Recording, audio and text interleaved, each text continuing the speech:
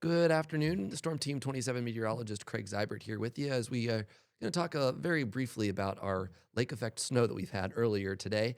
So we'll get you started just with a very brief overview. Cold air spilling over the warm lakes brings us this lake effect snow, and it comes in bands as we saw, which is a lot of times very localized. Let's kind of take you through a 24-hour radar loop and kind of show you. You can see exactly what I'm talking about in these bands where you see very locally heavy snow and in between not a whole lot. So this is going through the overnight hours. Of course, this morning's morning commute was a little bit dicey in spots. And then as we went through the afternoon, as those winds began to shift, that snow band also shifted its way off towards the north into the east. So you can see over the last 24 hours, very localized, but strong snow or heavy snowfall in those localized bands. As you know, when you're driving through it, of course, you're talking about going to see some sunshine or dry weather, and then you kind of go through a period of time where you have limited visibility.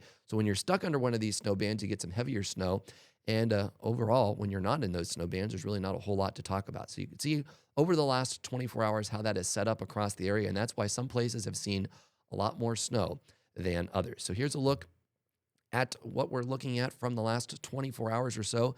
Some places saw over 6-7 inches, especially into Trumbull County, where you saw a little over 7 inches there in Southington, 6 inches in Warren, a little over 5 in Newton Falls. Also over in Mercer County, about 5 inches. Elsewhere, between a trace and an inch or two across the area. So it all depended, of course, as you saw with that radar loop, that you saw those heavier bands. So you can kind of see with our map from NOAA here that shows where the heaviest snowfall was located. We just missed it here north of Mercer County. You see that over Crawford County, a lot of that snowfall did happen. And then, of course, you can see some of those heavier bands also into Geauga, Portage, and Trumbull County. So that's why it's localized, and that's why a lot of places see a lot more snow and other places see a lot less snow when it comes to these lake effect snow events. So there's some snow totals from today.